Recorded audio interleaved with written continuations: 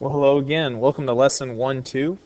What we're going to be looking at today is here's your bell ringer placed up here. Notice your attendance link is down the bottom left. Scan this QR code to take your attendance, or here is this YouTube lesson QR code. But what I'm going to help you out is with domain and range. So we had this from lesson 1-1, but I'm going to talk more about the algebra, how to solve problems like these using algebra. And I'm going to do it giving you certain pages to look at.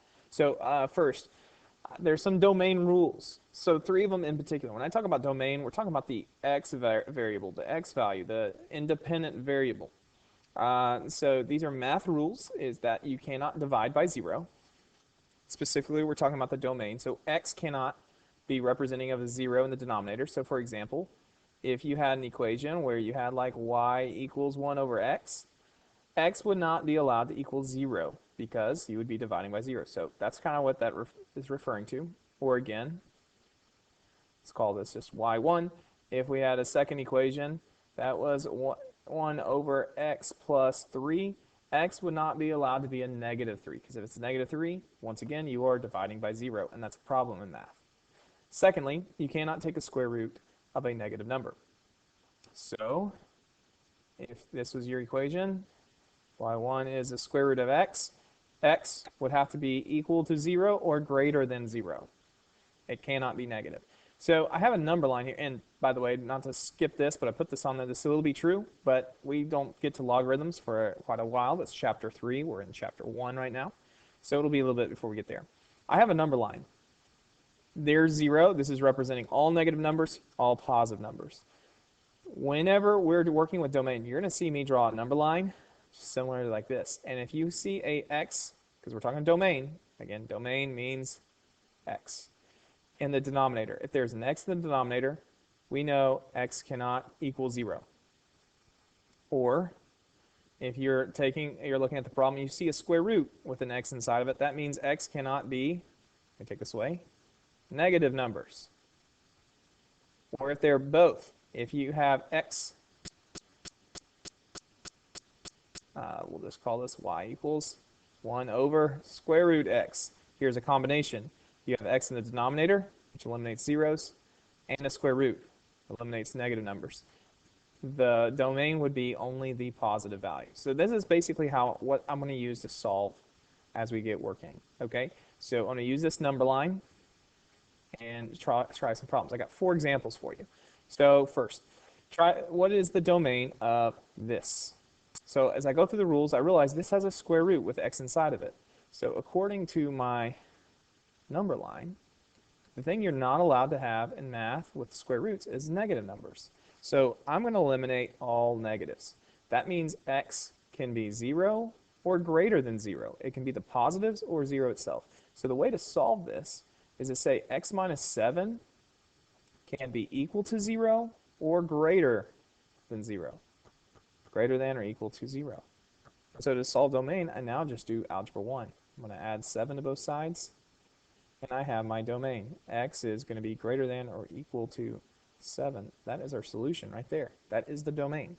That is written as an inequality. If you had to write this in interval notation, since x is the smaller number, 7 is the smaller number. It's on the smaller side of the symbol. 7 would go left. Since it can be equal to, I don't use a parenthesis, I use a bracket. And it goes on forever. X is just going to be greater than 7. So you could write it like this as well. This right here is called interval notation. This is an inequality. Both of them are the domain. Okay, let's try the second equation. Actually, if we wanted to, I could show you a graph real quick.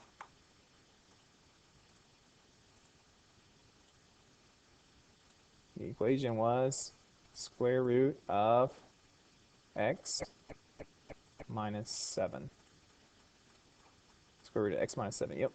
Okay, and so looking at this picture, you can see that this graph starts at 1, 2, 3, 4, 5, 6, 7. It starts at 7 and goes to the right. It gets bigger and bigger. And if you hit Control T, you can see that at 7 we have a real value. And since it's a real value at 0, it gets a bracket or an equal to sign. All right, let's try the second review problem. 3x minus 1 divided by 2x plus 5. So on this one, I see I have division. I have an x that's dividing. So according to my number line, the thing you are not allowed to do when it comes to division is divide by 0. So since I can't divide by 0, I cannot equal 0. That's the only thing out. I could divide by negatives, I could divide by positives. I cannot divide by 0. So to solve this, you set it as cannot equal 0. Just the denominator. We're not paying attention to the numerator. The numerator may adjust what the graph looks like, but it will not change your domain. You would solve your domain like this. According to Algebra 1, I subtract 5 from both ends. So I have 2x cannot equal negative 5, and then I'm going to divide by 2. So as an inequality, x cannot equal negative 5 halves. This is my domain. Or as an interval, you would write it from negative infinity to negative 5 halves. Since it cannot equal it, it's a parenthesis. Union negative 5 halves to positive infinity. There will be one break, and one break only. Wow. The break will be at negative 5 halves. So if I go and graph this real quick,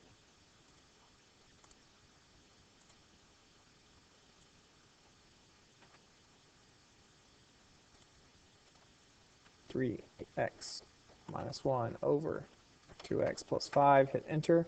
The only break occurs right here, and it's at 5 halves. How do I know? Well, I can put in a line just to help you see it easier. X equals negative 5 divided by 2, and I press enter, you'll see that splits it perfectly. So that is, in fact, the graph there. That would be where it breaks. So let's try another one. State the domain of f of x equals 7x squared over square root of x squared minus 25. So I'll draw my number line. On this problem, I notice that I have a dividing an x that's in the division, the denominator, and I also have a square root, which means the square root eliminates the negatives, the division eliminates 0. I can only be positive this time. I can only be bigger than 0.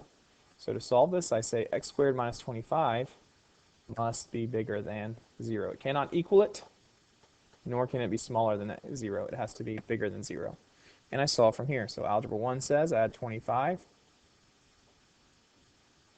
and I have x squared is greater than 25. And then I take the square root. Now, anytime in mathematics we take a square root that's not originally there, the number portion gets a plus or minus. It's just the rule.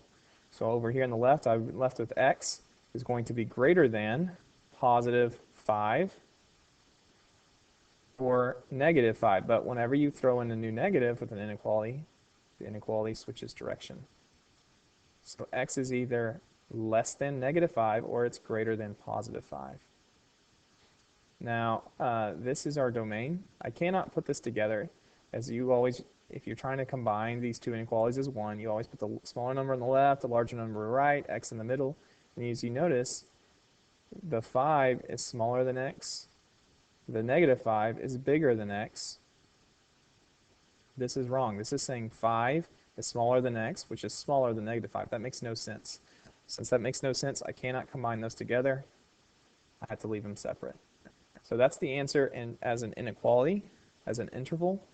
This is saying x can be smaller than negative 5, or it's going to be larger than positive 5. And let's go look at the picture. So here's the graph. So you can see the graph goes left forever, it goes right forever, just like we had here. And there's a break between negative 5 and 5. If you're not sure that that's the values, I can show you by saying x equals negative 5. That is that one. And x equals positive 5. And to change the colors to make it easier to see, here you go. So you can see the graph. That is where it breaks, is at negative 5 and positive 5. And so now let's look at the last one here. So again, I'm going to draw a number line. I have 0, negative, positive. And so on this problem, I'm looking, and once again, I have x squared in the denominator. X is in the denominator. That eliminates 0. I have a square root. That eliminates the negatives. That means x has to be positive. So positive looks like this. 16 minus x squared is greater than 0. That means positive. It's bigger than 0. So to solve this, Algebra 1 says add the x squared. And so we have 16 is greater than x squared. And finally, to get rid of a square, you take a square root. But anytime you add a square root that's not original on the number side of the equation or inequality, you need to put a plus or minus. This means the square root of 16 is 4. So 4 is greater than x, or negative 4. Now remember, when I add the negative, the inequality switches direction. It's less than x. I test, can I put these together? Can I write it as one inequality? You put the smaller number on the left, larger number on the right. Symbols, it should open away from negative 4 and open towards the 4. This is good form. You can write it in this form. And so I would say that's my solution there. That's a good solution. I'd write it like that. And we could again check the graph. As I look at the picture here, I notice that it is going in between negative 4 and 4. These two lines are still from the last problem at negative 5 and 5. And you can see the graph doesn't approach all the way to them. But if I change that to a negative 4 and this to a positive 4, you now see these two vertical lines bind my graph pretty well. That the graph exists in between negative 4 and 4. So that's how you find domain and range using algebra.